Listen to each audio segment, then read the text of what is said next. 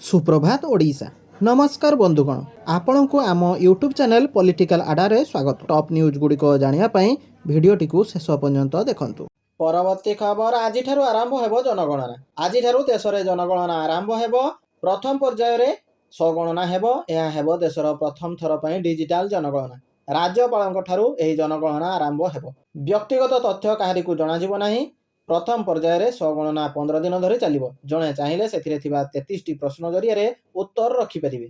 परवर्ती खबर आज बदलिबो नियम। आयकर ठारू रंधन गैस जाए बदलिबो खर्च गणिती। महंगा हेबो औषध। आज देश में हेबो बड़ परिवर्तन। 6 दशक पुराणा आयकर आईन विदाय नहीं देश में लागू हेबो नुआ आयकर अधिनियम 2025। सेहीपरि जीएसटी 2.0 रे कराଯାଇଥିବା घोषणा गुड़िक कार्यकारी हेबा परे देश में बड़ आर्थिक परिवर्तन हेबो।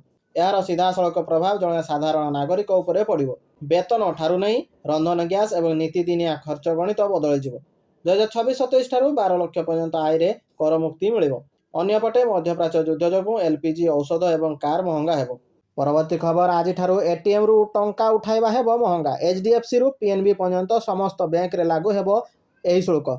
आज HDFC bank, Punjab national bank और बंधन बैंक सेमानकर एटीएम नियम रे परिवर्तन करिवे। एथिरे मागणा कारबार सीमा, नगद उठाण सीमा और अतिरिक्त कारबार शुल्क अंतर्भुक्त हेबो।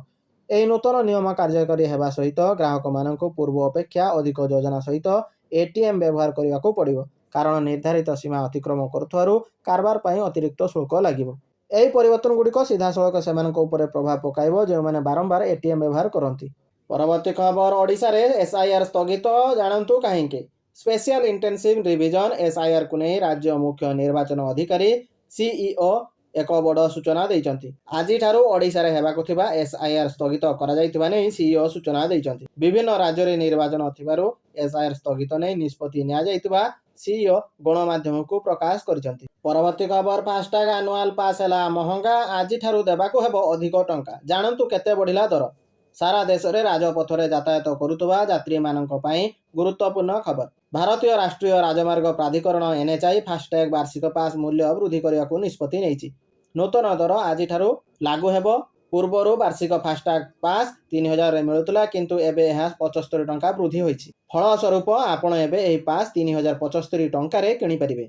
परवर्ती खबर पश्चिम एशिया परिस्थिति परिप्रेक्षी अत्यावश्यक सामग्रीर जोगाण उपरे जिलापाल सहित मुख्यमंत्री आलोचना। पश्चिम एशिया युद्ध संकट परिप्रेक्षी लोकसभा भवन ठारे मुख्यमंत्री मोहन चरण माझी राज्यर अत्यावश्यक सामग्रीर जोगाण संपर्क में जिलापाल मानक सहित आभासी माध्यम आलोचना करिसेंती। मुख्यमंत्री जिलापाल मानक जिला स्तर में निया जाइतिबा पदक्षेप संपर्क में पचारि बुझिबा सहित कलाबजारी, बेआईन महजुदकारी, दरदाम वृद्धि प्रति जिलापाल माने नियमित भावे विभिन्न मार्केटर स्थिति अनुध्यान करी असाधु व्यापारी उपरे कड़ा कार्यानुष्ठान ग्रहण करने को निर्देश देइचंती। परवर्ती खबर कागज जोगाइबारे विलंब अधारे अटकिछि नवम दशम श्रेणीर बही छपा काम। नवम दशम श्रेणी रे पाठ्य पुस्तक छपा अधा रही। एवं सुधा माध्यमिक शिक्षा परिषद 8 लाख पाठ्य पुस्तक छपाई 316 ब्लॉक पॉइंट को पठाई बेले आहरी बही पठाइबार योजना रही। तेबे एही आवश्यक बही छपाइबा पई कागज जोगाई देबारे विलंब करिथवारु आवश्यक परिमाणर नवम और दशम श्रेणीर पाठ्य पुस्तक बोर्ड पठाइबारे विलंब होइछि। दुईटी जाक श्रेणीर छात्र छात्री मानकु पाठ्य पुस्तक जोगाई देबा पई आहरी 1 लाख बही एप्रिल द्वितीय सप्ताह सुधा छपाई जिला स्तर में ब्लॉक पॉइंट गुडी को पठा जाबा पई धार्य लक्ष्य रही बोली बोर्ड कर्तृपक्ष विद्यालय और गणशिक्षा विभाग को अवगत कराइछंती। परवर्ती खबर आफ्रिकीय देशरू एलपीजी किणिबो भारत। अमेरिका अपेक्षा 15 दिन शीघ्र मिलिबो गैस। ईरान अमेरिका युद्ध जोगु देश में गैस और तेल संकट उपजिछि। एभली स्थिति रे एलपीजी क्रय लगी भारत मध्यप्राच्य परिवर्ते विकल्प बाजार उपरे ध्यान केंद्रित करिछि। Indian oil, Bharat petroleum, Hindustan petroleum एवं गेल भली कंपनी आफ्रिकीय देश आंगोलार राष्ट्रायत्त कंपनी सनानगल ठारू एलपीजी आनिबा लगी आलोचना करुछंती। यार अर्थ अमेरिका तुलन में एही एलपीजी 10 रु 15 दिन शीघ्र मिलिबो। एलपीजी उपलब्धतार संकट टाळिबाकू भारत उद्यम जारी रखिछि। एही देशरू एलपीजी आसिले घरोई बाजार रे जोगाण स्थिति आहुरी उन्नत हेबो बोली आशा करा जाउछि।